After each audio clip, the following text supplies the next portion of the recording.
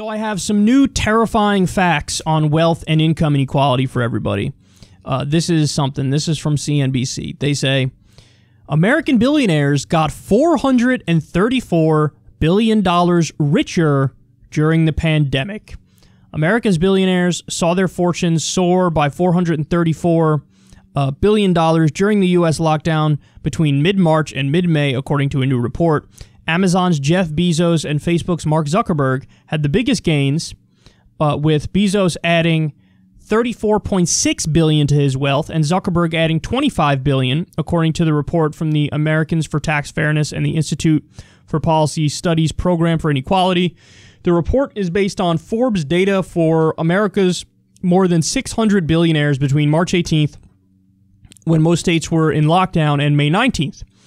The billionaire gains highlight how the coronavirus pandemic has rewarded the largest and most tech-focused companies, even as the economy and labor force grapples with the worst economic crisis in recent history. According to the report, the net worth of America's billionaires grew 15% during the 2-month period to $3.382 trillion from $2.948 trillion. The biggest gains were at the top of the billionaire pyramid, with the richest 5 billionaires, Bezos, Bill Gates, Zuckerberg, Warren Buffett, and Larry Ellison, seeing combined wealth gains of $76 billion. So if you were wondering, I don't get it, how the hell do we have a situation where the stock market is now soaring? The stock market is soaring as the economy implodes and unemployment spikes and regular people are getting obliterated. How do we have a situation like that? Here's your answer. The stock market is more of a reflection of how corporations are doing and how the top 1% is doing. And when you have the government, when you have the Federal Reserve and when you have the government, both step up and say, listen, no matter what happens, you're not going to lose out, wealthy people and corporations. Blank check. From the Fed, $1 trillion of liquidity a day pumped into the market. From Washington, D.C., don't worry about it. We're going to pass a COVID bailout bill, $5 trillion worth. Goldman Sachs lackey Treasury Secretary Steve Mnuchin will get to determine where all the money goes. No oversight. What they just did is they told the wealthy, under no circumstances can you lose. In fact, you'll probably win. So when times go well, you win. When times are bad, you still win. We privatize the profits. We socialize the losses. We make it crystal clear. Now we have a situation where America's billionaires got $434 billion richer during the pandemic as everybody else is struggling. Now, let me ask you a question. Isn't just this story, just this, enough to totally undermine the world economic system and to say we have to radically change stuff? Isn't this enough? Like, can't any reasonable person look at this set of facts and say, oh my God, the system is broken beyond repair? We look back at, at feudal times, for example, and it's like, well, feudalism was obviously immoral, duh. Okay, don't you see how it's not like we've evolved out of immoral systems. We're still in a deeply immoral and unethical system that doesn't exist for the betterment of all people, for the betterment of society. Like, the way that this system is structured with the incentives and disincentives makes it so that this is a, somewhat expected outcome at this point. We have a pandemic. We have an economic depression, over 20% unemployment. People are losing their health care on top of their jobs. 28 million originally had no health insurance. Now it could be another 43 million on top of that. And this is like, everybody looks at this and goes, wow, that's actually kind of expected that it would go this way. That no matter what, the wealthy can't lose and don't lose. The corporations can't lose and don't lose. And only the people get screwed. You're the first who are sacrificed at the altar of capitalism. As Martin Luther King Jr. said, you have rugged individualism and laissez-faire capitalism for you, where if you fail, you fail, but the wealthy have socialism for them, corporate socialism.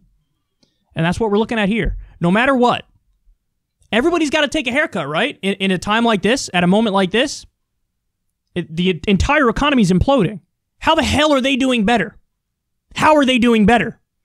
And by the way, we ain't seen nothing yet. We're just beginning to see the consolidation of wealth at the top even more. Because now you have a crisis where almost half of small businesses could go out of business soon. And if that happens, the bigger businesses buy up the small businesses, and we have more monopolization across the economy. More concentrated wealth at the top. That's very, very likely to happen now. So look at all these trends that we're seeing. Look at all these trends.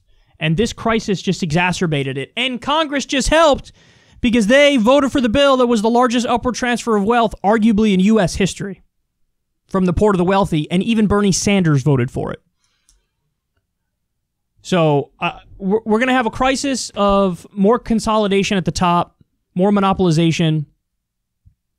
We're going to have a crisis of unemployment and homelessness, the likes of which we haven't seen maybe ever, but definitely at least since the Great Depression. And there are casual articles about how the market's doing well and the billionaires are getting richer. You know, listen, I'm a deep believer in nonviolent, peaceful resistance because that's the only way we change stuff where we also keep the moral high ground. But some people are going to grab those pitchforks. That's crystal clear. And can you really be mad at them? Looking at this set of facts, people losing their jobs, getting measly $1,200 payments. There's going to be a foreclosure and eviction crisis. It's going to be incredible. Homelessness is going to spike dramatically. All as these guys are swimming in more and more cash. And the crazy thing is the answers are so simple and so straightforward. There are so many ways to ameliorate these ills. Just bring back the old tax rates. We used to have a tax rate on the rich of 90% under Eisenhower. Now, this is where people say, yeah, but they didn't actually pay 90%. Correct, but the effective rate was still 43%. So, 43%. And we're talking about over a certain line. I don't know exactly how many millions it had to be. Maybe everything over 10 million in income was taxed at like 43% or something along those lines. But, guys, all you need to fix this stuff is actually having a strong progressive tax system where you stop the extreme consolidation of wealth at the top. You can stop that through tax policy, and you can, yes, redistribute to make sure everybody has food, everybody has education, everybody has health care. You can have something like FDR wanted, which was he wanted the right to a job. It was part of his, new Bill of Rights that we speak about all the time. So there are simple answers to these questions. But you have to have the political will to do it.